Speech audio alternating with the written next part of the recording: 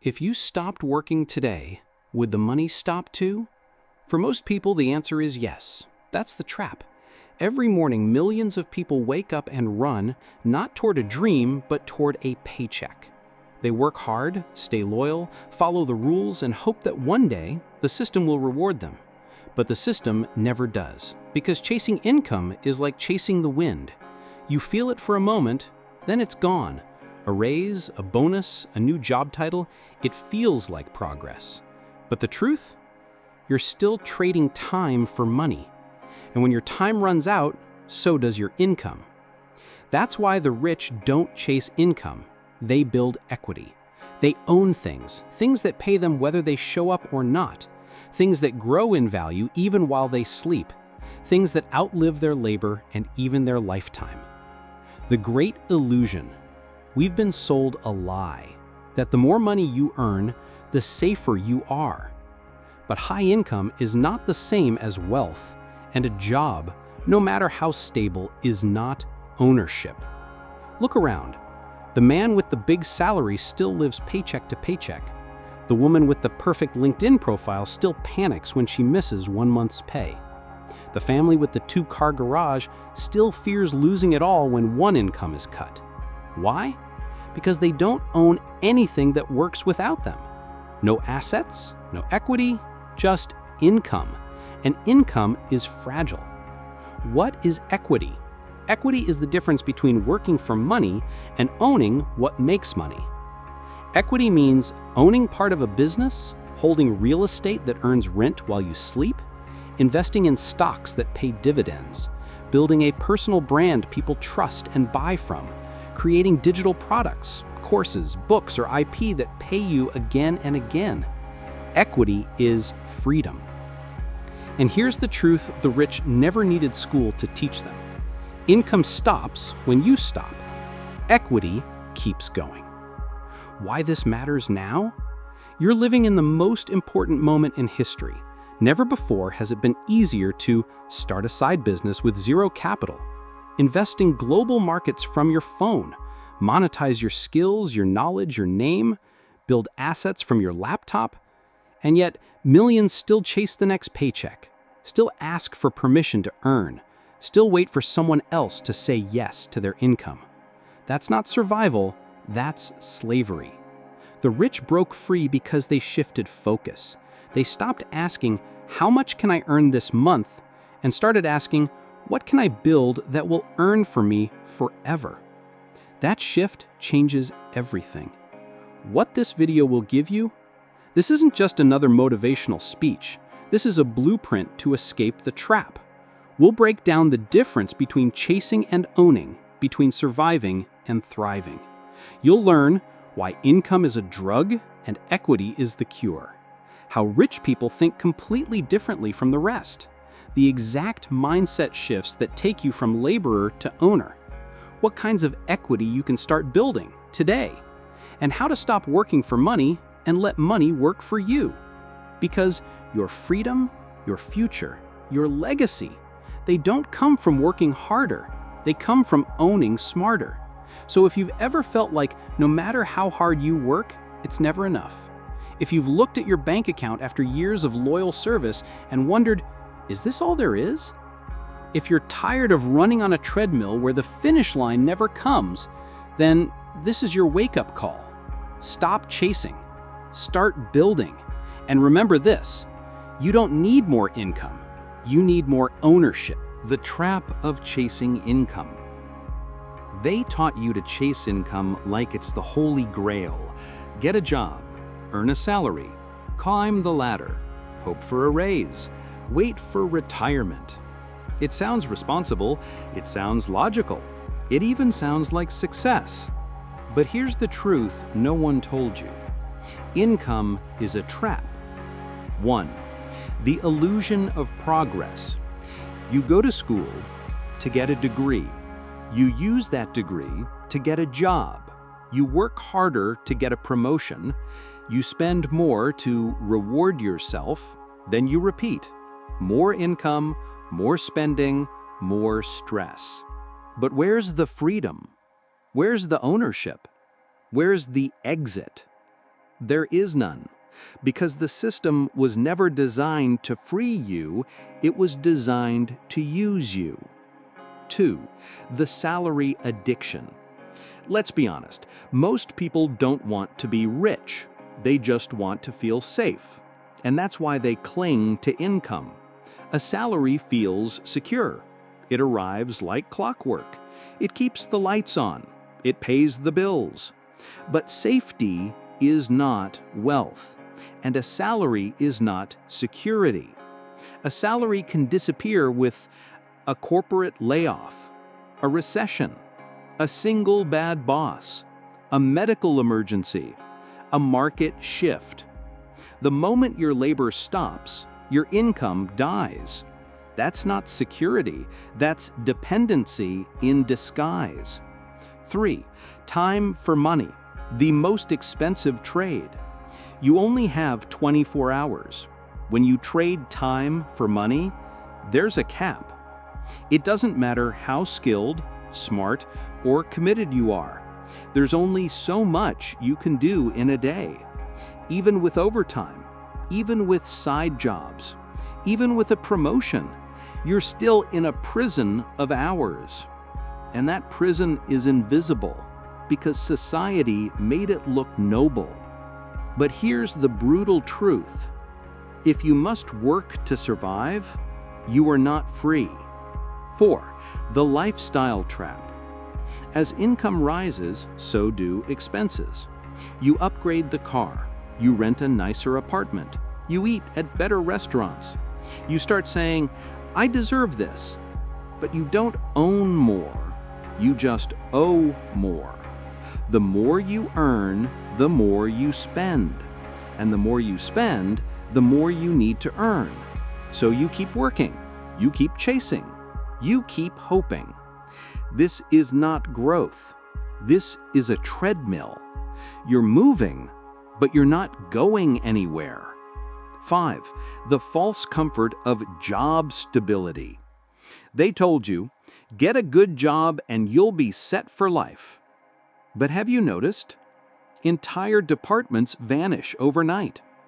Decades of loyalty get replaced by one email, we're restructuring. Pensions disappear. Retirement ages rise.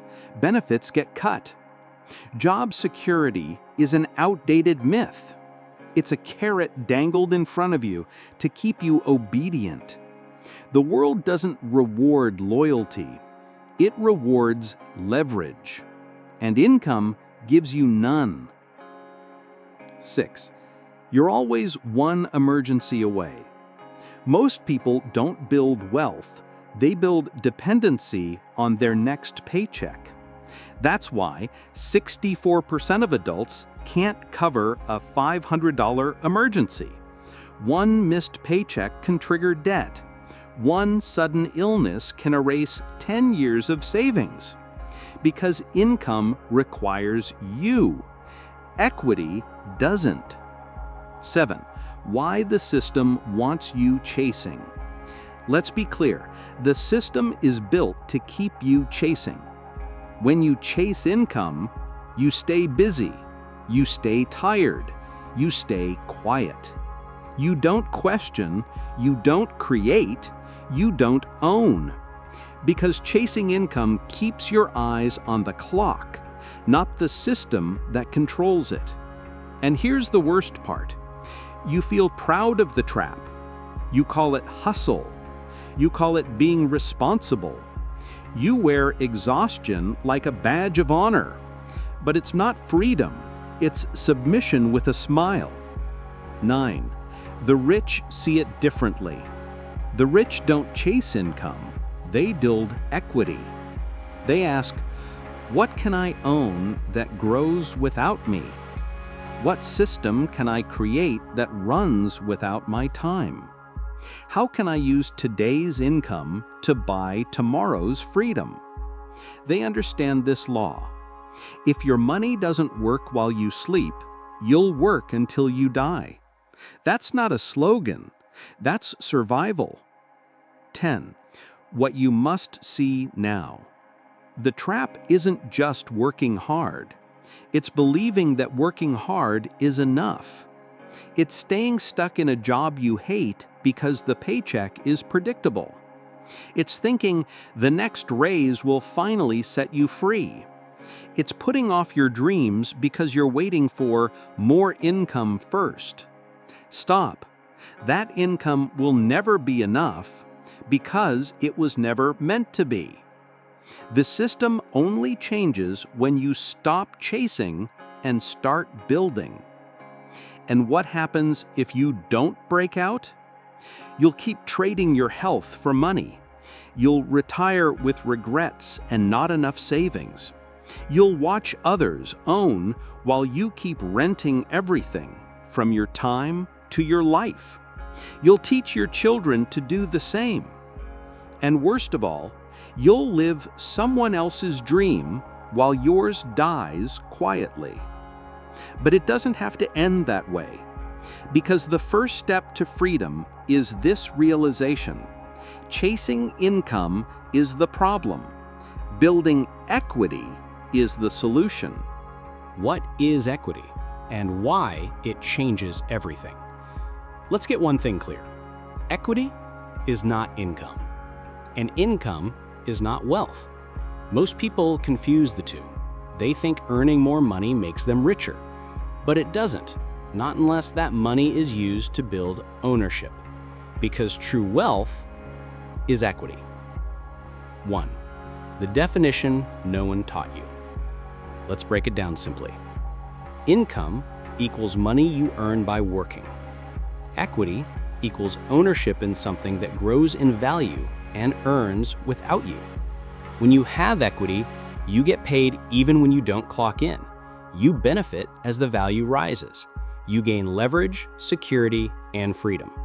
Equity equals control. Equity equals longevity. Equity equals wealth. Income comes and goes. Equity compounds. 2. Why equity is the foundation of wealth. Every rich person, without exception, has equity. They own businesses, real estate, intellectual property, brands, stock in other companies, royalties, patents, licensing deals, digital assets that generate passive income. This is not a coincidence. It's the formula. You can't earn your way to freedom. You have to own your way there. 3. Equity grows while you sleep. If income requires you to be present, equity doesn't. Let's say you own a rental property. It pays you rent monthly. A dividend stock. It sends money every quarter. A YouTube channel. It earns while you're offline. A business. Your team or systems generate profit. A book. It pays royalties for years. This is the secret. Equity works while you rest. Income dies when you stop. And the longer you hold equity, the more powerful it becomes, because equity compounds in value, in cash flow, in leverage. 4. The snowball effect. Think of equity like a snowball rolling downhill. At first, it's small. It doesn't look like much. You push it, and nothing impressive happens. But with time, with consistency, with momentum, it grows faster and faster, bigger and bigger, until it becomes unstoppable. That's how wealth is built. Slow, then sudden.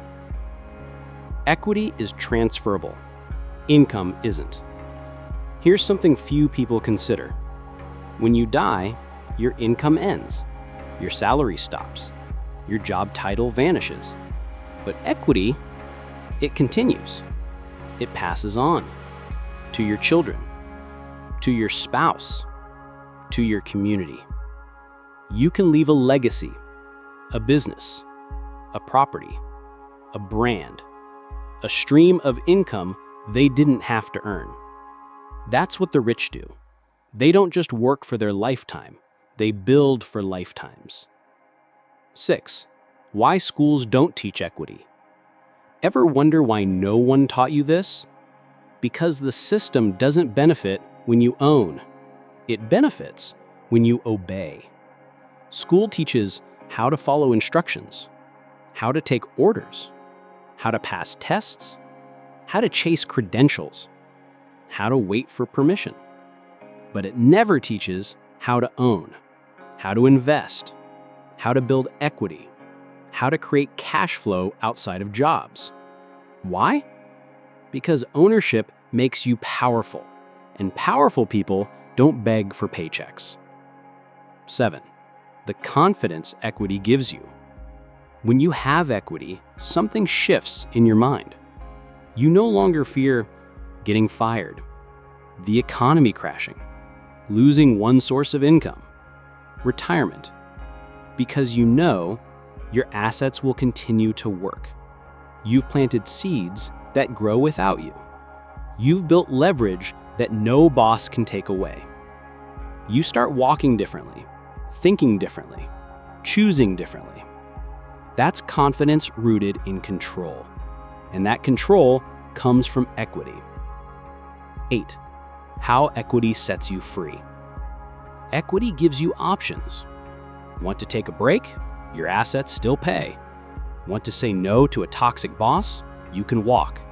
Want to spend time with family? You're not tied to a desk. Want to retire early? You don't need to wait for permission. Equity gives you freedom of time, freedom of location, freedom of decision. You're no longer trapped in survival mode. You're in design mode. You get to create your life, not just react to it. 9. But equity requires patience. Here's why most people don't build it. It's not fast. It's not flashy. It doesn't impress anyone in the short term. Income is instant. Equity is delayed. But equity wins. It's the difference between a spark and a fire, between a snack and a harvest, between momentary income and lasting wealth. So yes, it requires patience, but so does every great thing worth having. 10. What you need to remember. Let this burn into your mind. Income is rented, equity is owned. Income ends, equity lives. Income feeds today, equity feeds generations. Income is survival, equity is freedom. You're not supposed to work forever. You're not meant to hustle to death. You were made to own something that grows beyond you. Because when you build equity, you stop chasing. You start planting. You start harvesting. You start winning. The equity mindset.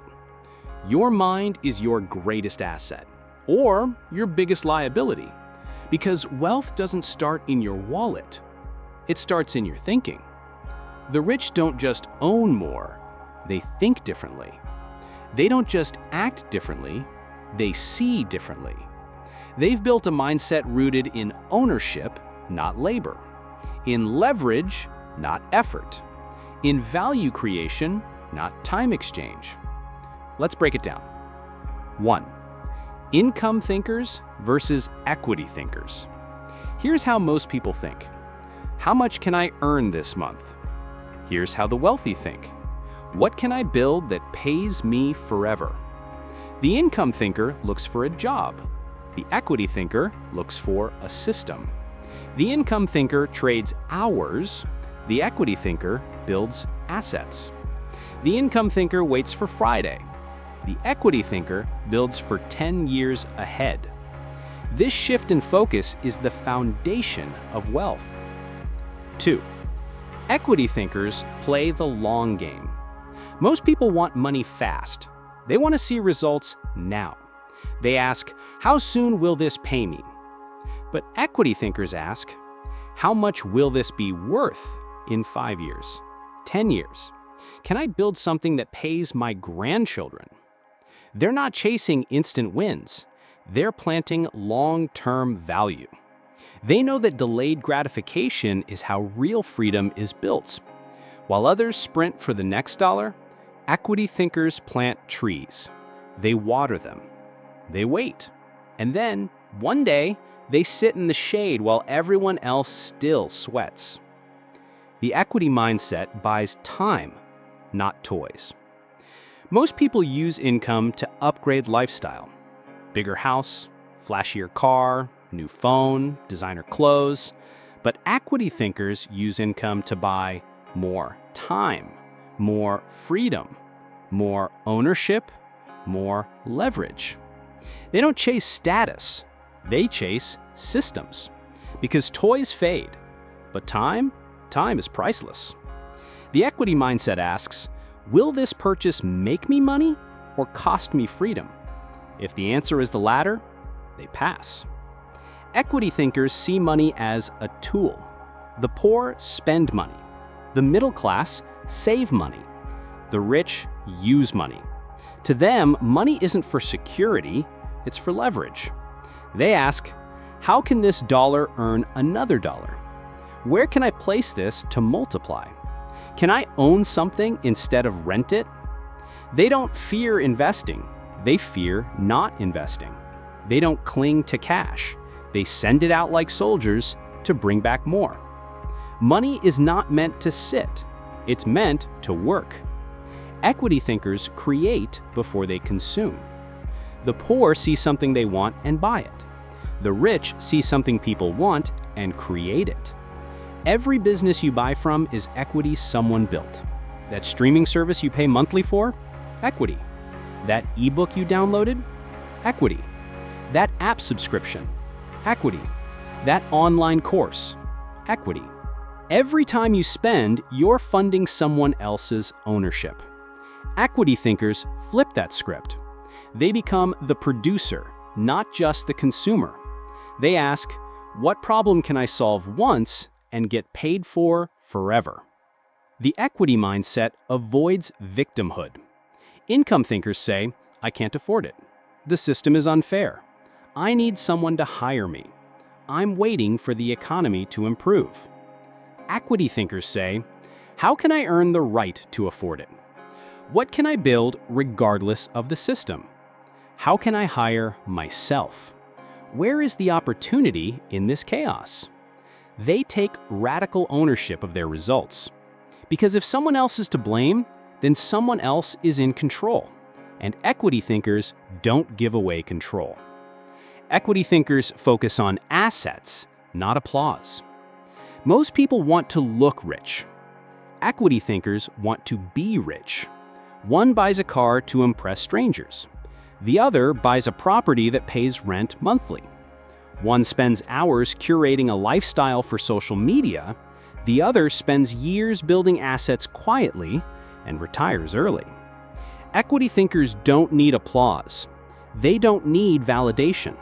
Because they know likes won't pay you, assets will. Equity thinkers invest in themselves first. Before they build assets outside, they build themselves. They learn how money works, how business operates, how to sell, how to build value, how to lead. They read, they study, they invest time in mastering mindsets because they understand this truth. You are your first and most important equity. A powerful mind, a sharpened skill, a strong network. These are assets no one can take from you. Equity thinkers play offense, not defense. Most people live in defense mode. Cut costs, avoid risks, stay safe, don't try too much. But equity thinkers go on offense. Make bold moves. Take calculated risks. Try, fail, learn, repeat. Build things others fear. They don't wait for perfect conditions, they create opportunities. They know that fear keeps most people poor, so they train themselves to act despite fear. And you can build this mindset. This is not about being born rich, it's about thinking rich. Every equity mindset can be learned. You start by asking different questions. What can I build? What value can I create? What asset can I own? What problem can I solve once and get paid forever? You stop chasing faster income and start laying bricks for your future. Because the greatest wealth is not what you own, it's how you think. How the rich build equity. 5 pillars. Equity isn't luck. It isn't magic. It's built deliberately on systems. And the rich don't rely on one stream. They build multiple pillars of equity so that no matter what happens, something keeps working. Let's explore the 5 most powerful forms of equity the wealthy focus on. Every contraction sucks, but saving money delivers every contraction. Pillar number 1, business ownership. The richest people in the world all have one thing in common. They own businesses. Not just jobs, not just roles, but actual, scalable, money-making machines. Here's why business is the king of equity. You can build once and earn forever. You create value, not just extract it. You gain leverage through people, systems, and distribution. You own the brand, the customers, the cash flow. Whether it's a tech startup, a local coffee shop, a digital service, or an online course empire, business is the engine of wealth. Even small businesses can become massive equity plays over time. Pinpoint of real insight. Many millionaires didn't build unicorns. They built boring, reliable businesses that solved simple problems consistently. When you own the business, you write the checks. When you work for the business, you wait for them. Pillar number 2, real estate. Real estate is the oldest and most proven form of equity in human history. Why? Because land doesn't disappear. Property produces income, and value, over time, almost always appreciates. The rich use real estate to create cash flow through rental income, gain tax advantages, benefit from leverage, that is borrowed money building net worth, protect wealth from inflation, and pass down generational assets. But real estate isn't just about buying a house and waiting. Equity thinkers learn how to analyze deals, how to manage properties, how to refinance smart, how to scale their portfolio strategically. Pinpoint of real insight. You don't have to be rich to buy your first property, but owning property is how many people became rich. Rent pays the landlord. Ownership pays the owner. Pillar number 3, stocks and equity investments. If business is the engine and real estate is the foundation, stocks are the accelerator. Owning stock is owning equity in other people's businesses. You didn't start Apple, but you can own a piece of it. You didn't build Amazon, but you can benefit every time someone buys a product. The rich use stocks to earn dividends, grow wealth through capital appreciation, leverage compound interest, and diversify their equity portfolio. And they don't gamble. They invest long-term. They choose businesses with real value, strong leadership, and predictable growth. Pinpoint of real insight. Warren Buffett didn't get rich through a salary. He got rich owning shares of great companies and holding them. You don't need to work in the business. You just need to own a piece of it. Pillar 4, brand and IP ownership. In the digital age, one of the fastest growing forms of equity is your name, your brand, your voice, your intellectual property. Think about this. Oprah doesn't own a product. She owns trust. Elon Musk's name moves markets. Authors, YouTubers, podcasters, coaches, they all build brand equity. And brand equity leads to sponsorships, book deals, course sales, licensing opportunities, product lines, media rights. The more trust and attention you own, the more money flows to you. Not because of ads, but because of equity. Real insight. Your personal brand can be monetized in dozens of ways, but only if you own your content, your audience, and your message. You don't have to be famous. You just need to be trusted in your niche. Pillar 5. Digital assets, royalties, and licensing. This is the pillar of silent income, the kind that keeps showing up month after month, year after year, long after the work is done.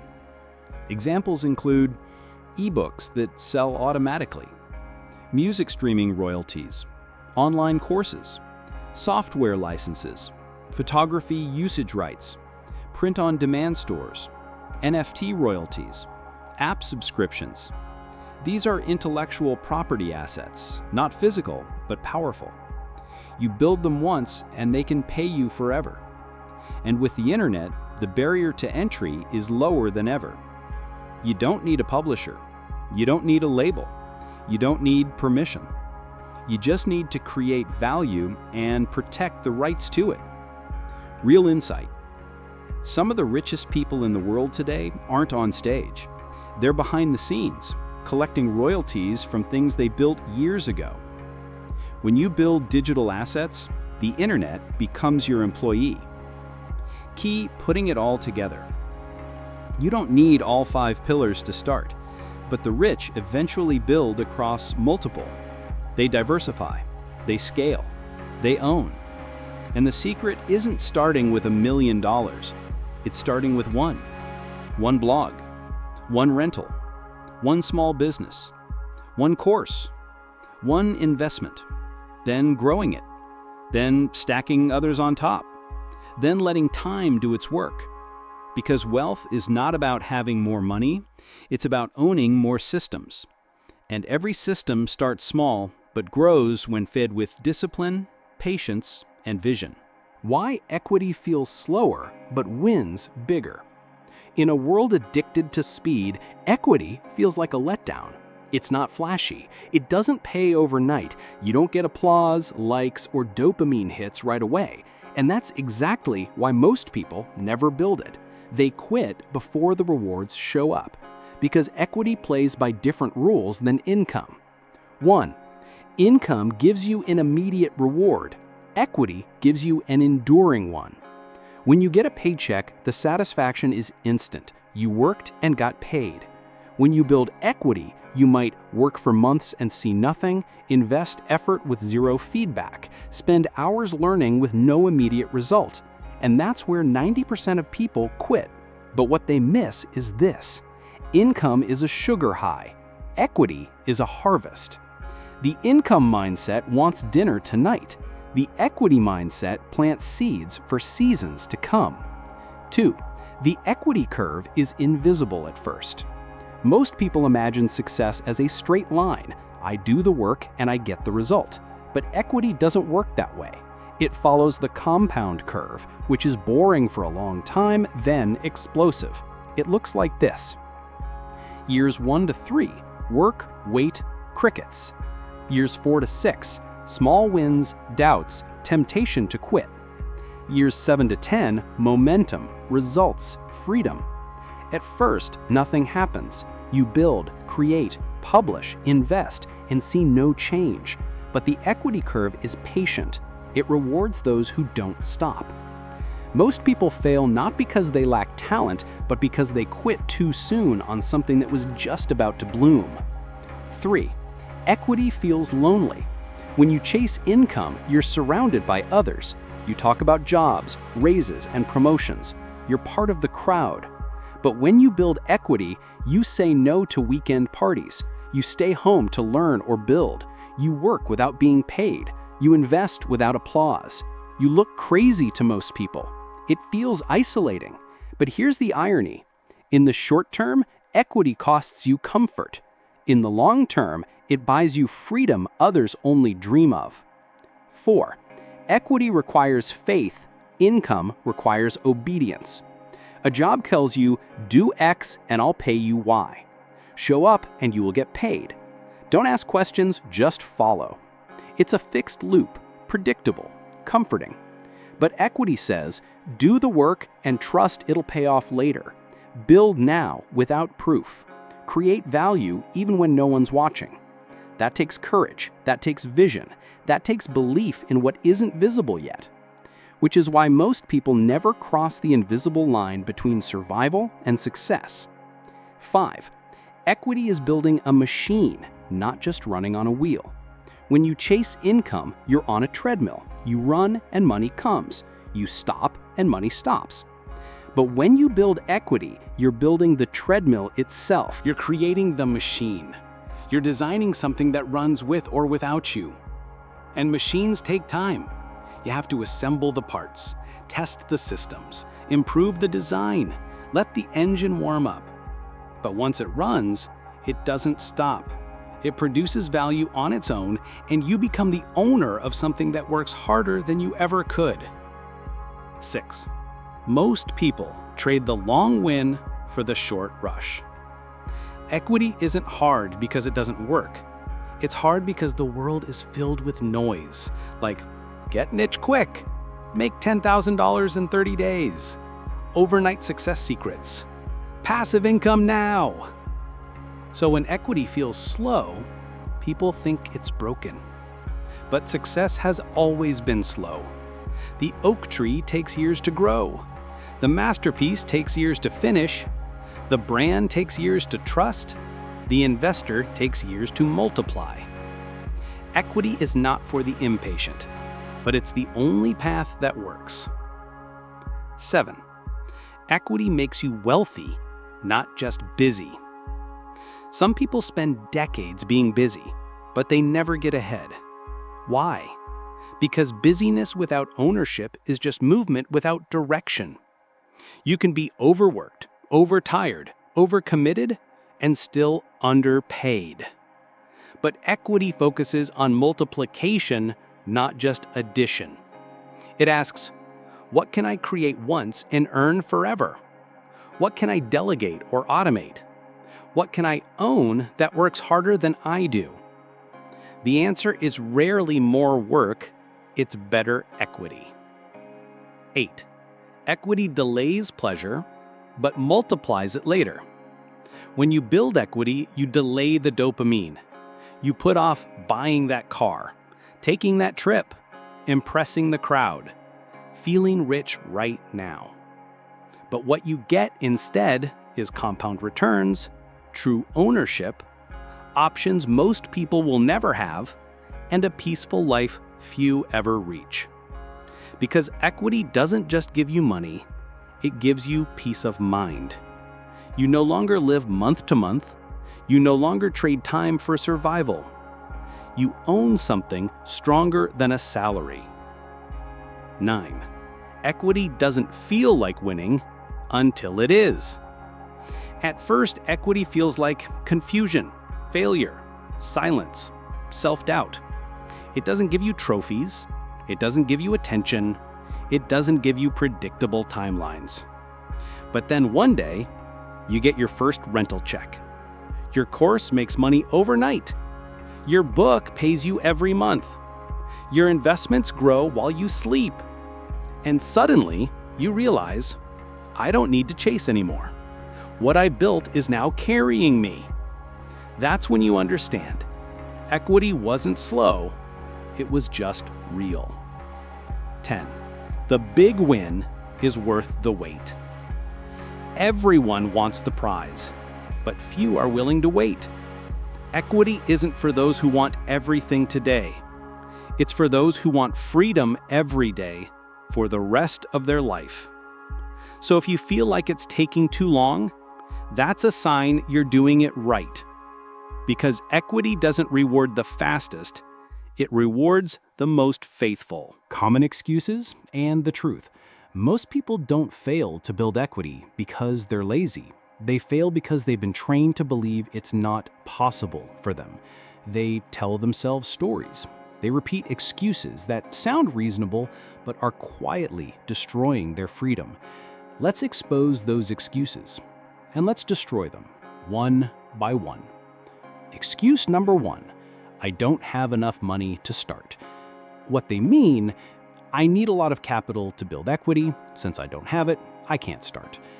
The truth, the rich didn't start rich. They used money differently.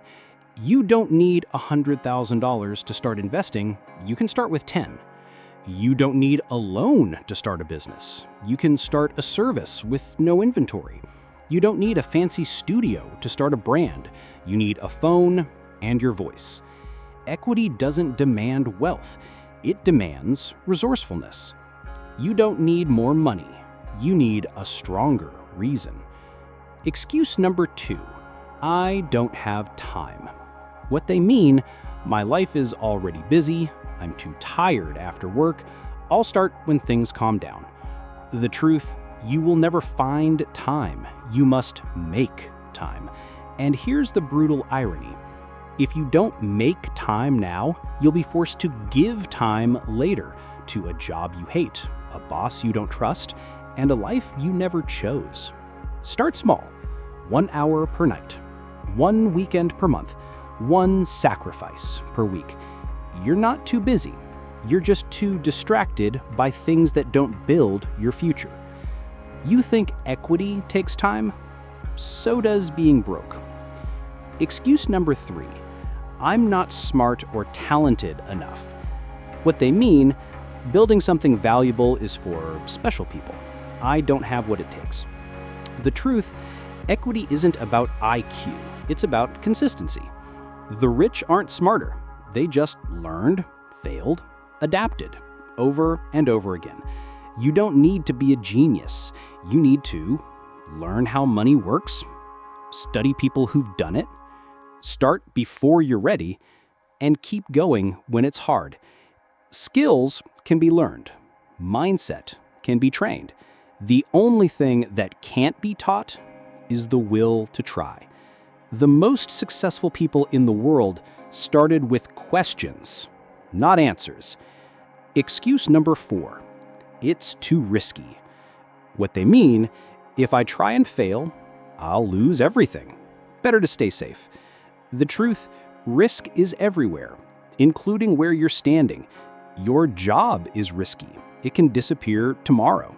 Your salary is risky. It's capped. Doing nothing is the biggest risk of all. Building equity has risk, but so does staying broke, burned out, and dependent forever. You can choose your risk. The risk of building something uncertain, or the risk of never owning anything at all. Safe is seductive, but it's a trap. You weren't born to play defense forever. Excuse number 5, I don't know where to start. What they mean, I'm overwhelmed. There are too many options. I'll wait until it's clear. The truth is, clarity comes from action, not thinking. Pick one. Start a simple online service. Read 1 book about investing. Watch 1 course about real estate. Make your first dollar selling something you created. You don't need a full roadmap. You need a first step and the courage to take it. The people who win are not those with perfect plans. They're the ones who just begin. The longer you wait to start, the longer you'll wait to live free. Excuse number 6, now's not the right time. What they mean? I'll wait until after the holidays, the baby, the debt, the next raise. The truth, there will never be a perfect time. Life doesn't hand you windows of opportunity. You create them. Every excuse to delay is a brick in the wall between you and your freedom. You either pay the price now in effort, learning, discipline, or you pay later in regret. If not now, when? If not you, who? Excuse number 7. I tried before. It didn't work.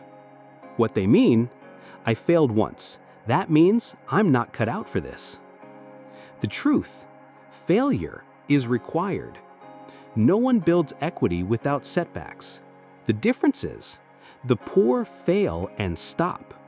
The rich fail and adjust. You didn't fail because equity doesn't work. You failed because you stopped too soon or followed the wrong process. So try again with better wisdom, with better guidance, with better grit. The first try is the warm-up. The second try is the real one. Excuse number 8. Other people are already doing it. it's too late. What they mean, the market is crowded. I have no chance to win. The truth? That's what people said about YouTube, real estate, drop shipping, coaching, books, stock investing, apps, and AI. Too late? Late is better than never. And in truth, there are more people watching than creating, more people scrolling than selling, more people consuming than owning. You don't need to be first. You just need to be real, valuable, consistent, clear. The world doesn't need more noise. It needs more ownership. Excuse number 9. It's not guaranteed. What they mean? I only want to do it if I know it'll work. The truth? Nothing is guaranteed except that doing nothing guarantees nothing. Jobs aren't guaranteed, paychecks aren't guaranteed, health isn't guaranteed, economies crash, bosses change, companies fold. But if you build equity, you own the upside, you control the pace, you learn how to survive and grow even in chaos. Don't chase guarantees, chase growth, because that's what makes you unstoppable. Excuse number 10, I'm just trying to survive. What they mean, I'm too behind to think about building, I'm stuck just getting by. The truth, that's exactly why you must build. Equity isn't a luxury, it's a lifeline.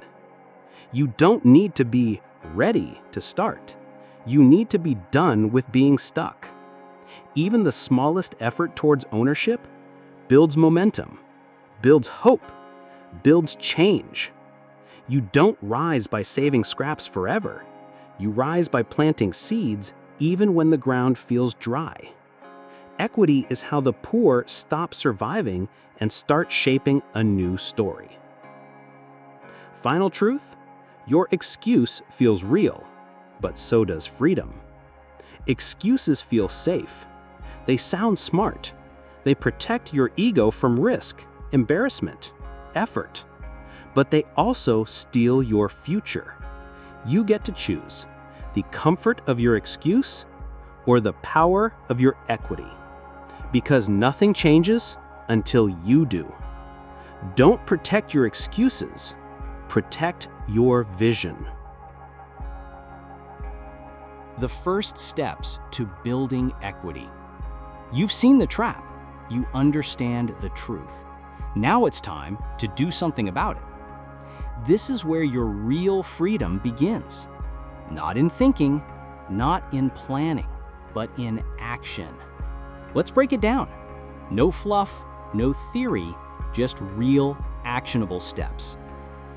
Step 1. Shift from spending to stacking. The first step is mental, but it's also financial. Right now, your income likely flows like this: earn, spend, repeat. You need to change the flow to earn, set aside, build. You must create a margin in your money, not to save forever, but to redirect into equity. Start small. Set aside 10 to 20% of your income, no matter how small. Cancel something that doesn't build your future. Use that money to fund your freedom, not lifestyle. This is not about frugality. It's about fuel. Every dollar you don't waste becomes a seed. You can't plant if you keep eating the seeds. Step 2. Build a simple skill you can monetize. You don't need a degree. You don't need permission. You need a skill that solves problems. Start with this question: what can I do that helps someone else and they'd pay for it? Some starter skills: writing, graphic design, translation, social media management, teaching or tutoring, video editing, voiceover, research, coding, coaching, virtual assistant work. You can learn any of these in 30 to 60 days, free, online. Once you choose one, practice it. Improve it. Start offering it for $5, $10, $50, whatever it takes, and deliver value like your future depends on it. Because it does. Your skill is the tool. Your consistency is the engine. Together, they build the first bricks of equity. Step 3. Turn your skill into a service. This is how you escape the job for hire loop and start creating leverage. Instead of just, I'll do X for you, start saying, here's the service I offer, here's the package, here's the process. Example, instead of just editing video, offer a short-form video growth package. Instead of just writing, offer a SEO blog strategy with weekly content plan. Instead of tutoring, offer a 6-week exam bootcamp program. Why? Because services can be productized, automated, delegated, and scaled. That's how you start turning a skill into a system. Systems can become equity. Freelance hours can't. Think like a business owner, even if you're the only employee. Step 4. Reinvest early profits into ownership. Don't spend your first wins. Use them to build more wins. Use your early income to buy better tools, launch a website, pay for learning, hire a helper, promote your brand, invest in digital assets, create a product based on your service. The goal is simple. Use income to escape income. If your first $500 goes towards shoes, it dies. If it goes into your business, your product, or your next asset, it multiplies. Every dollar you earn is a soldier. Send it to war for your freedom. Step 5. Create one digital asset. Now we shift from service to scalable ownership. A digital asset is anything you build once and sell forever. Start with something simple: a Notion template, a digital guide, PDF, a 1-hour workshop, a checklist or workbook, a pre-recorded course, a Canva design bundle, a useful spreadsheet, a paid newsletter, a script pack, a simple app or plugin. This is your first real equity play. Because you stop trading time, you start building value. No warehouse, no shipping, no team, just your mind, your skills, and the internet. You don't need a product empire. You need one useful thing that works while you sleep. Step 6. Stack and systematize. Once you've proven one offer or asset, don't stop. Stack. Add a new service tier. Create a monthly version, subscription. Add one new product every quarter. Start a second distribution channel, Gumroad, Udemy, Etsy. Systematize. Write your client process down. Use templates. Automate emails and delivery. Hire help for what you shouldn't be doing. Free your time to build, not just fulfill. This is how you go from I sell things to I own a system that sells for me. That's equity. Step 7. Expand into bigger equity vehicles. Once you've proven to yourself that you can create, you can sell, you can reinvest, you can stay consistent, then it's time to expand your equity base. Now you're ready to buy your first stock or ETF, put down a deposit on a rental, buy a content website, invest in someone else's product for royalties, join a real estate syndicate, publish a book, launch a brand. The point isn't how big. The point is, it's yours. Ownership, control, equity. Small owners become big owners, but only if they stay in the game long enough. Bonus: one decision at a time. You don't build equity in a day, but you build it every day with choices like skip Netflix, build your landing page. Cook at home, save $50 for a website domain. Learn a new tool, improve your offer. Post that video, build visibility. Say no to distractions, say yes to your future. It's not about dramatic overnight success. It's about stacking small, boring wins consistently. Because boring equity becomes beautiful freedom. Your life will always reflect what you chose to build. Build equity. Equity is a legacy, not just money. Most people chase income for one reason: to survive today. The rich build equity for a bigger reason: to shape tomorrow. Because equity isn't just about money, it's about legacy. What you own doesn't just affect your bank account, it affects your children, your name, your bloodline, your impact on this world long after you're gone. You can't pass down a paycheck. Let's be clear, you can't inherit a job. You can't transfer a salary. You can't pass on a 9-to-5. When you die, your income dies with you. But equity? Equity lives on. You can pass down a business, a real estate portfolio, stock accounts, intellectual property, brand assets, licensing rights, digital products, content platforms. That's how the wealthy stay wealthy, even across generations. They don't give their kids money, they give them machines that print money. If you want to break generational poverty, you have to start building generational equity. Equity outlives you.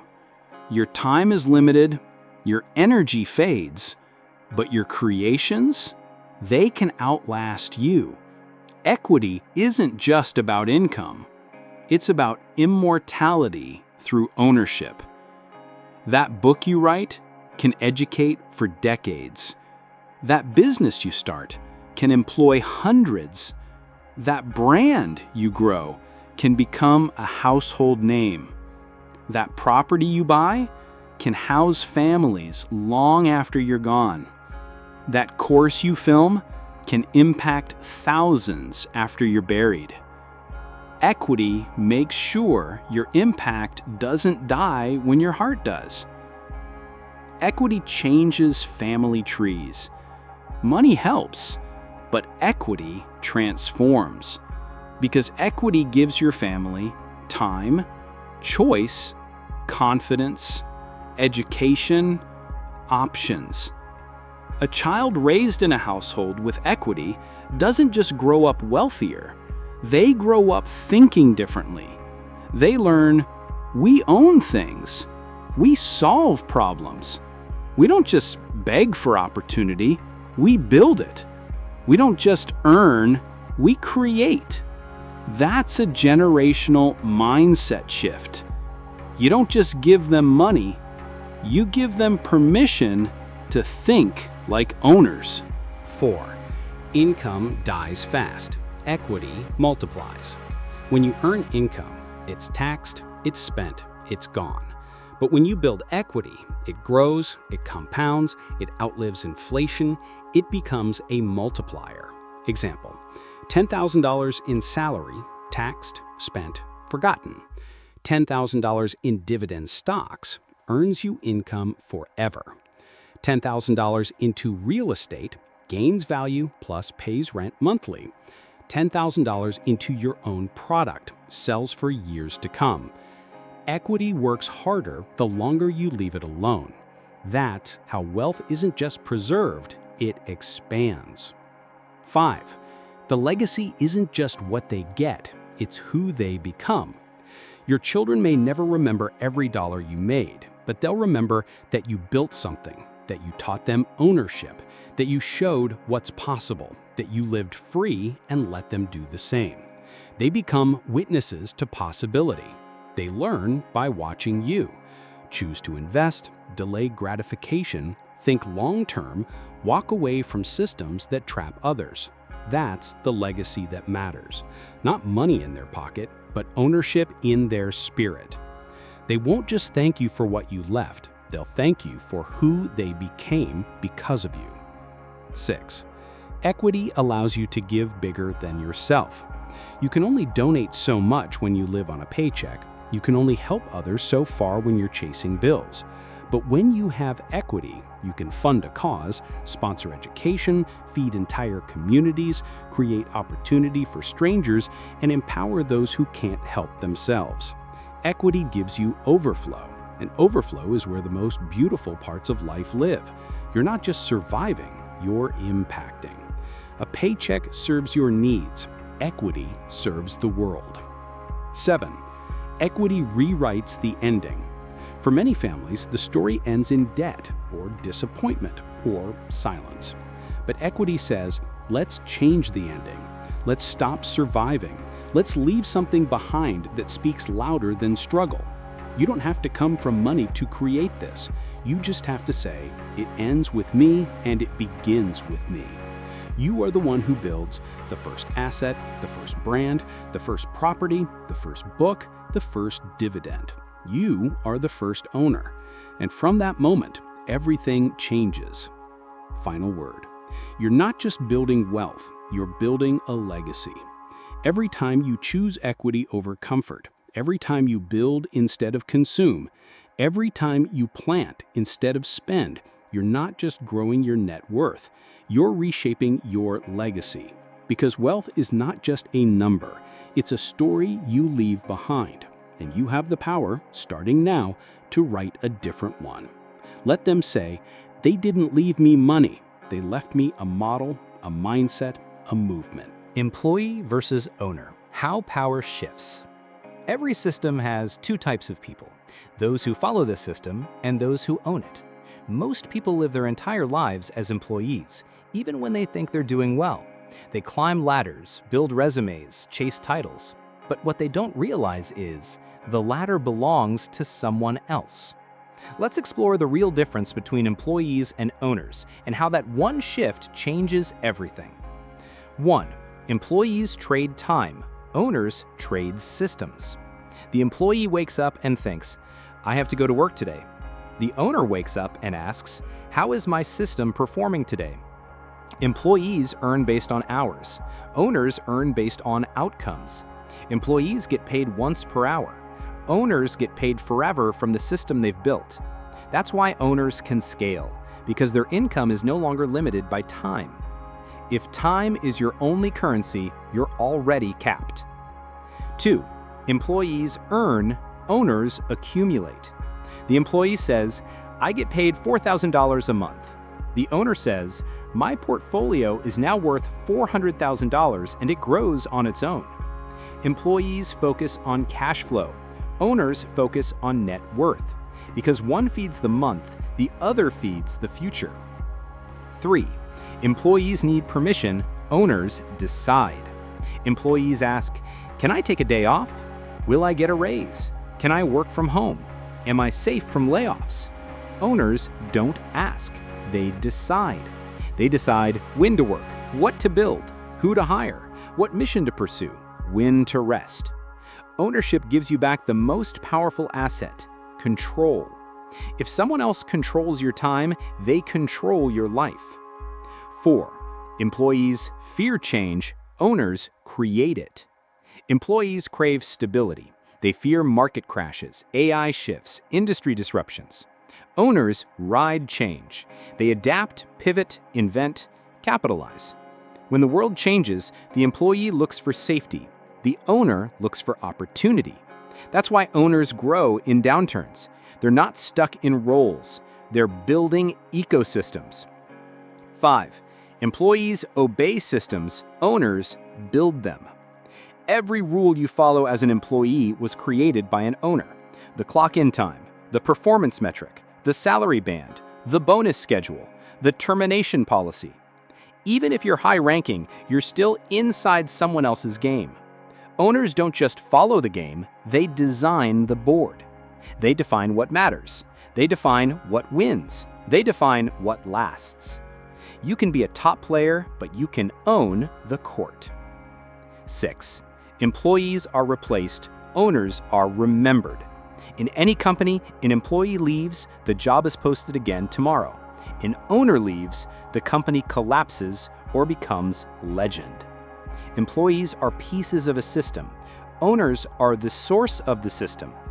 If you're tired of being replaceable, start building something no one can take from you. A brand, an asset, a legacy. 7. Employees repeat. Owners evolve. Employees often do the same thing for 10, 20, 30 years. They get better at a task, but not freer from it. Owners grow through what they build. Each year teaches them how to lead, how to multiply, how to create at scale, how to let go and delegate, how to become less necessary, not more. That's real freedom, when your system grows even as you step back. Final word, which role are you choosing? This isn't about shame. We all start as employees, but staying one forever when you know you want more is a choice. A choice to live within limits, wait for permission, survive instead of shape. Or you can switch roles. You can say, I will stop trading, I will start owning. Because when you cross that line, from worker to builder, your entire world shifts. From waiting to deciding, from obeying to creating, from surviving to owning. Why saving alone won't save you. You need to save money. That's what you've been told your whole life. Save for a rainy day. Save for retirement. Save to feel safe. And yes, saving is better than spending everything. But if you think saving alone will make you rich, you've been lied to. 1. Saving is a starting point, not a strategy. Saving helps you build discipline. It protects you from emergencies. It teaches you patience. But that's all it does. It doesn't multiply your money. It doesn't beat inflation. It doesn't build wealth. Saving is like storing seeds in a jar. Useful for later, but if you never plant them, they'll never grow. Saving protects you. Investing frees you. 2. Inflation is eating your savings alive. Let's say you save $10,000 and don't touch it. 10 years from now, that money will buy less. Not because you spent it, but because the world changed. Prices rise, costs grow, currency weakens. That's inflation. So even if you save a lot, you're still losing value in silence. It feels safe, but it's shrinking every day.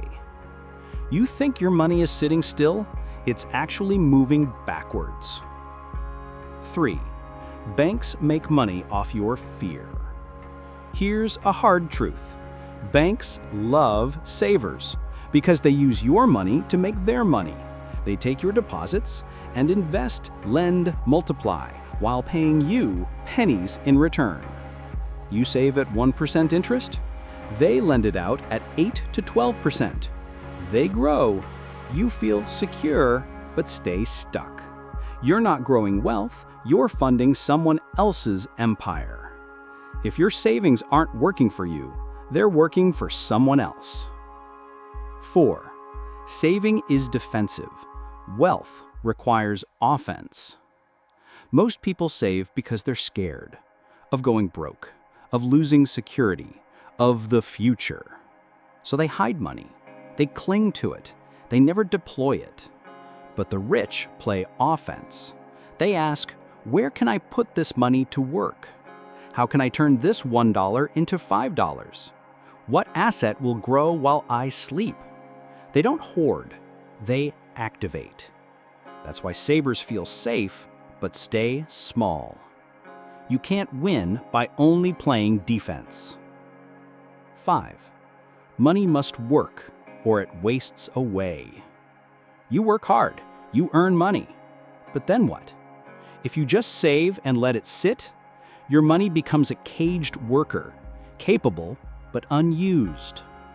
Now imagine if that money bought a rental property, or launched a small business, or owned dividend stocks, or funded a course that 10x'd your skills, or created a product you could sell forever.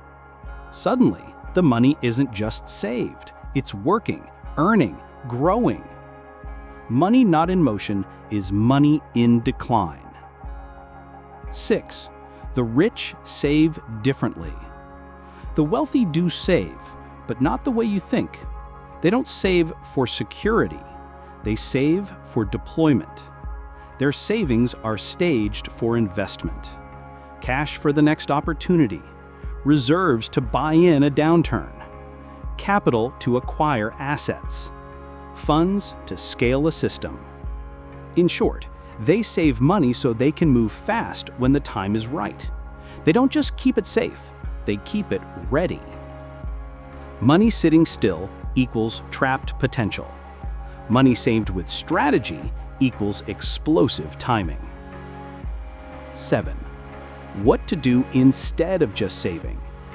Here's a better wealth formula. Earn, save, deploy. Earn more than you spend. Save a percentage with purpose. Invest that savings into assets and equity. Examples: use 3 months of saved income to build your first product. Put $1,000 into stocks and learn how dividends work. Save $5,000, then use it to launch a small online brand. Take $500 a month and stack it toward buying your first property. You don't need huge capital. You need consistent action and smarter direction. 8. Saving is comfort. Equity is freedom. Why do people save? Because it feels safe. It feels like you're doing something responsible. But often, it's a mask. You're not building. You're hiding. You're waiting. Equity doesn't feel safe at first. It feels slow, uncertain, hard to explain. But over time, it becomes your freedom. You don't worry about rent. You don't fear losing your job. You don't flinch when the economy shifts, because what you own keeps working even when you don't. Saving gives you a cushion. Equity gives you wings. Final word: saving won't save you. Saving has a place. It's the foundation, but it can't be the ceiling. If you stop at saving, you'll stay small, stay dependent, stay tired. But if you save with purpose and build from there, you'll unlock a life no job, no raise, no emergency fund could ever give you. So save, yes, but then build. Don't stop at security. Start building freedom. Buying versus building. Why the rich create.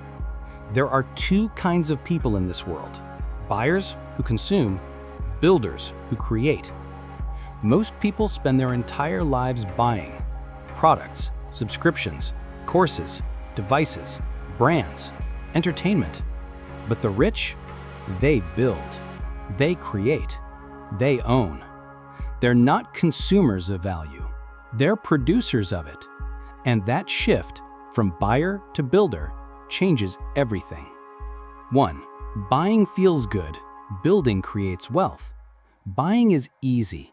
It gives you a hit of satisfaction. It feels like progress. New phone, new clothes, new car, new course, new service. But building? It's slow. It's quiet. It's delayed. Yet building gives you something that lasts. Buying gives you something that fades. When you buy, the feeling fades. When you build, the value grows. 2. The consumer mindset is trained, not natural. Most people didn't choose to be buyers. They were taught to be buyers. From childhood, society said, get the latest, keep up, upgrade often. If you want to feel successful, spend. So we learned to reward ourselves by spending, fill emptiness by buying, feel progress by consuming. But the rich see through it. They understand every dollar spent on ego is a dollar stolen from your future. 3. The builder mindset starts with a question. Builders don't ask, what should I buy next? They ask, what can I build next? What can I create that others need? What system can I launch that will outlive me? Instead of buying a course, they create one. Instead of paying for access, they own the platform. Instead of joining a brand, they become one. Builders move the world forward. Buyers keep the economy running. For the builders, don't just be a customer in someone else's empire. Build your own. 4. Look around. Everything you buy was built by someone like you. That app you downloaded, someone built it. That YouTube video, someone made it. That online store, someone launched it. That ebook, someone wrote it. That course, someone filmed it. That jacket, someone designed and marketed it. They weren't better than you. They just chose to create instead of consume. You're surrounded by builders. You're funding them with every purchase. Now imagine flipping roles. 5. Buyers spend, builders earn. Every time you buy, you send a signal. I value what this builder made. Now flip that. What if people paid you? What if they wore your brand, bought your product, shared your course, consumed your content? Suddenly, you're not spending to feel good. You're earning because you created something good. Builders get rich because buyers make them rich. 6. Building is slower, but it pays forever.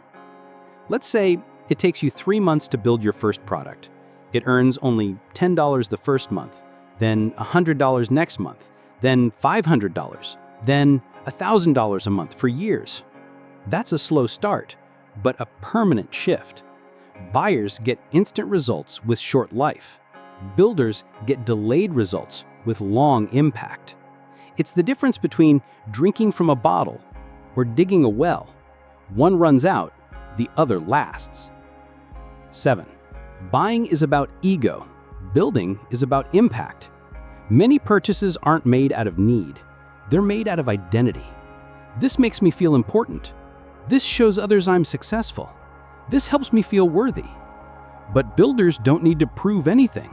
Their work speaks for them. They feel proud, not because they bought something, but because they built something real.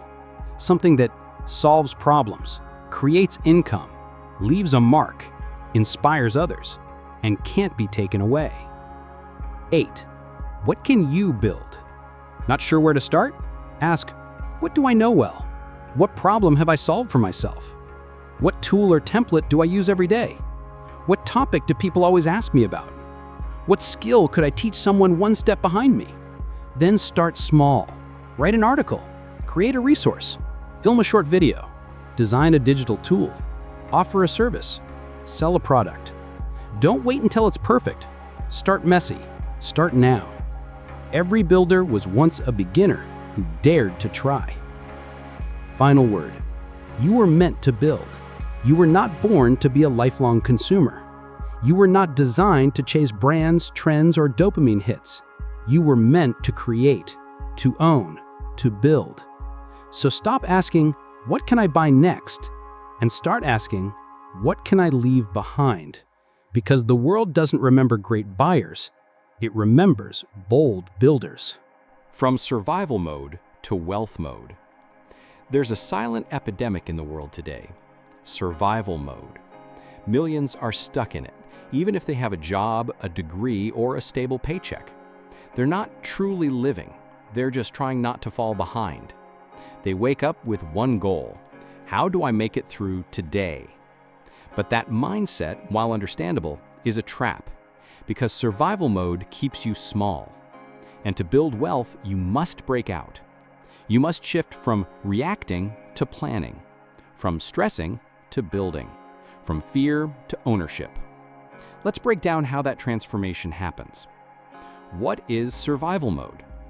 Survival mode isn't about how much money you have. It's about how you think and act. Signs you're in survival mode? You panic when bills arrive. You only make short-term decisions. You never feel safe, even when income is stable. You avoid taking risks, even smart ones. You say, I just need to get through this week or month. You're not building anything. You're putting out fires. And the worst part? You get used to it. You start thinking that's all life can be. What is wealth mode? Wealth mode is a different world. It doesn't mean I'm rich. It means I'm building something bigger than today. When you're in wealth mode, You plan 1 year, 5 years, 10 years out. You prioritize ownership over income. You build assets, not just savings. You focus on value, not just hours. You think, what can I build now that pays me later? Wealth mode isn't just about money. It's about leverage, choice, and vision. Why most people never shift? Because survival mode feels justified. Like, I don't have time. I'm under too much pressure. This is not the right season. So they delay action. They wait for things to calm down. They think, maybe someday. But here's the hard truth. Survival mode doesn't end when life calms down. It ends when you decide to shift.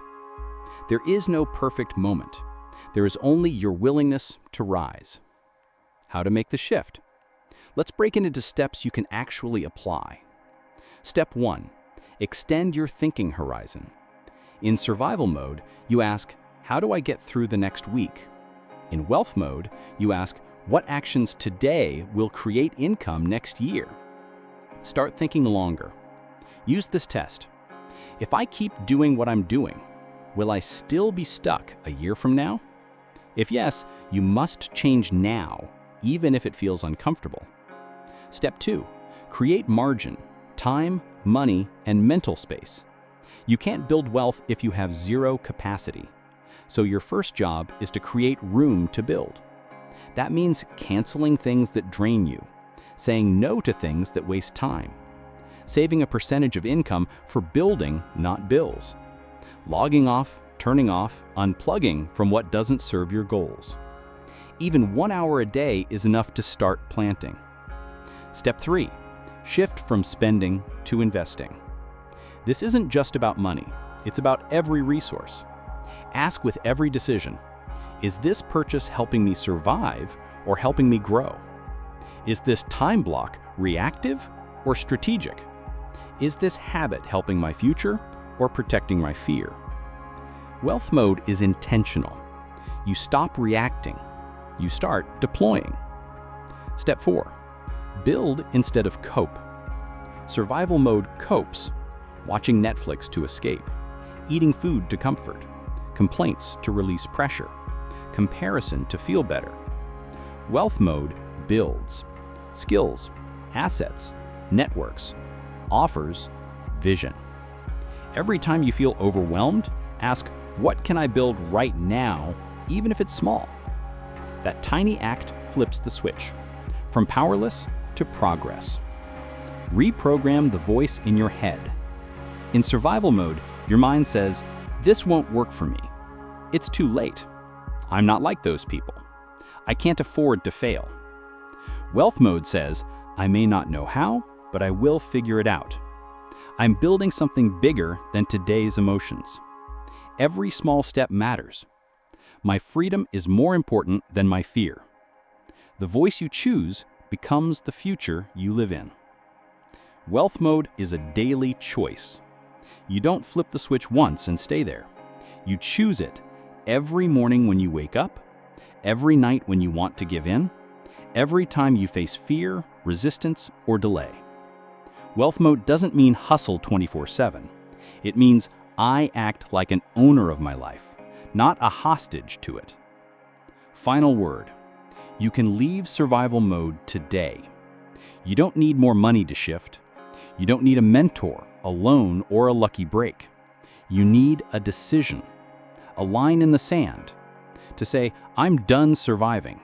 I'm ready to build. Then take the smallest action towards ownership, because the moment you start building, you're already wealthy, in mindset. And mindset is the first asset that pays for a lifetime. Every dollar must work. We've talked about time, we've talked about mindset, we've talked about ownership. Now let's talk about what truly separates the rich from everyone else.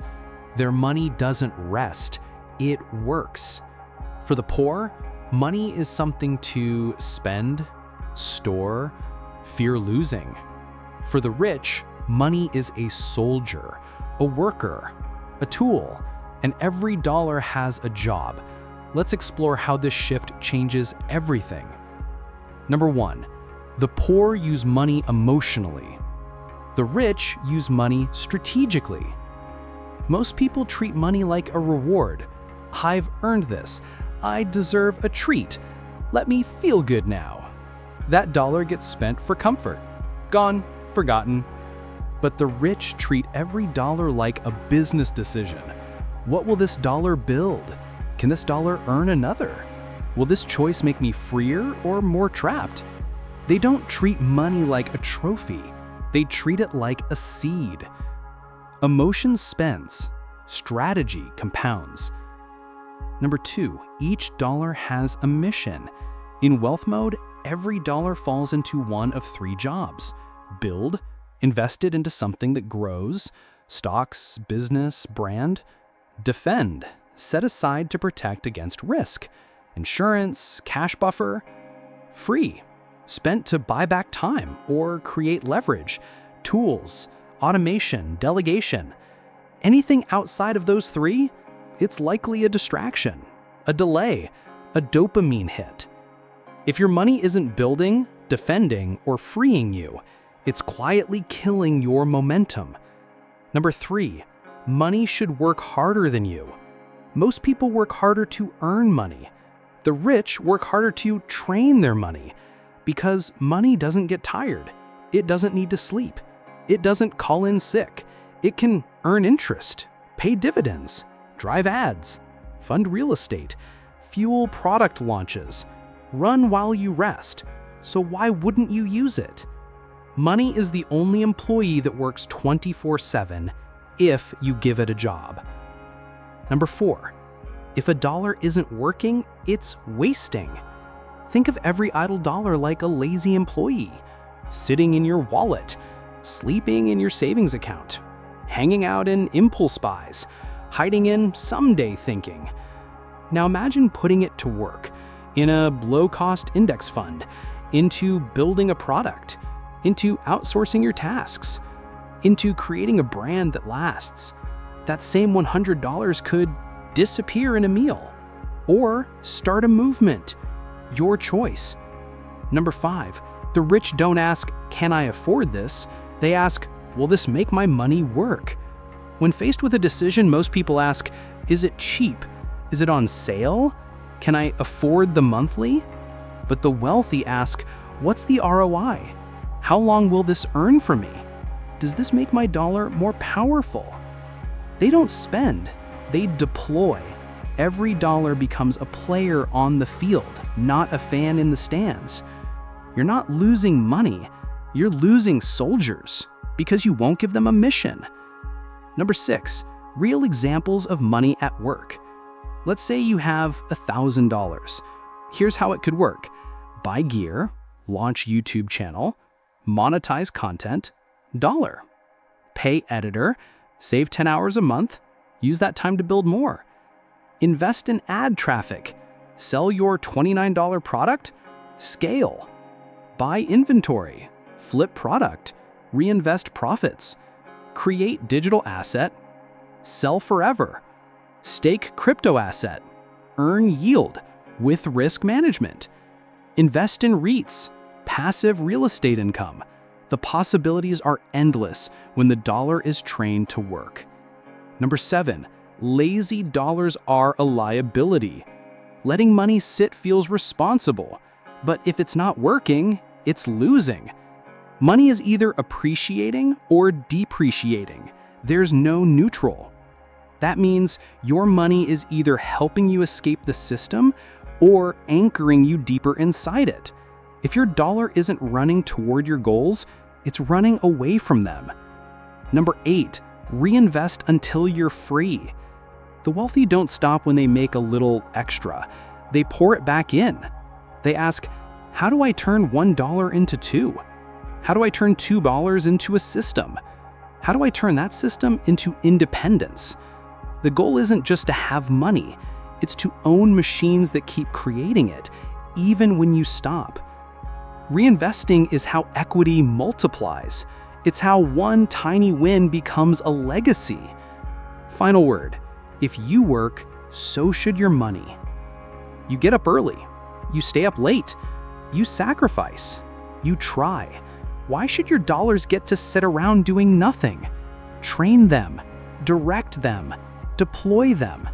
Because when your money starts working harder than you do, that's the day you stop surviving and start winning. You were not meant to carry every burden. You were meant to build something that carries you. Stop chasing, start owning. Let's pause for a moment. Think back to your entire financial life up until now. How many years have you spent chasing? Chasing the next paycheck, chasing a better job, chasing a raise, chasing some form of security, chasing the illusion that more hours, more work, more loyalty would finally pay off. But it never really did it? Because no matter how fast you run, if you're chasing income, you're still running in someone else's system. It's time to stop, and it's time to start owning.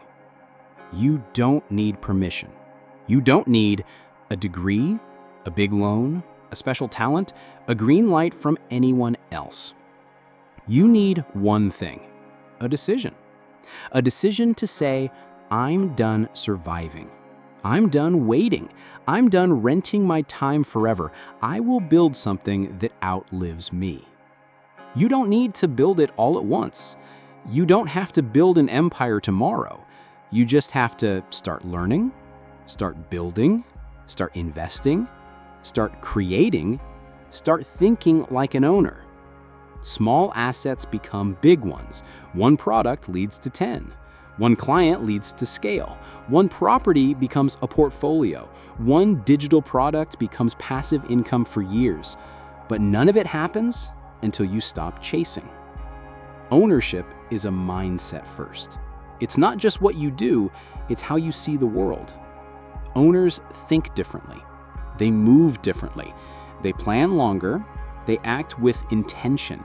They don't ask, what can I earn? They ask, what can I own that earns for me? That mindset is what builds freedom, leverage, legacy. It's available to anyone, but it's embraced by very few. Here's the truth. You can keep working for the next paycheck, or you can start working on the system that pays you forever. You can keep renting your hours to someone else, or you can start building something you own. You can hope things get better, or you can create better. Because the truth is simple. If you don't own something, you will always be owned by someone. The window is closing. We live in a time where information is free, technology is cheap, tools are everywhere, distribution is global, capital is accessible, you can build from your laptop, you can earn from your bedroom, and yet most still chase, still wait, still repeat the cycle. Don't be one of them. The system won't save you. The job won't last forever. The raise won't set you free. Only ownership will. What will you build? Ask yourself, what will I own 1 year from now? What equity will I be proud of in 5 years? What will my children inherit besides stress and survival? Let the answers shape your next move. Let today be the line in the sand. From this day forward, no more renting your life. No more handing over your power. Start owning your decisions, your income, your time, your future. Because the world doesn't remember the best employees, it remembers the boldest owners. One last reminder. You don't need more motivation, you need more momentum. And momentum begins with one decision, one action, one asset, one step. You can take that step today, because the longer you chase, the further ownership slips away. But the moment you own, even a little, you stop running, and you start building freedom that runs toward you. Let this be your declaration. I will stop chasing income. I will start building equity. I will create what I wish existed. I will own my time, my voice, my value. I will become the first in my family to leave not just money, but a system, not a job, not a check, a legacy. Because that's what equity is, not just wealth, but proof that I lived intentionally, that I built something real, and that I owned every day of this precious one-time life. Now go own it.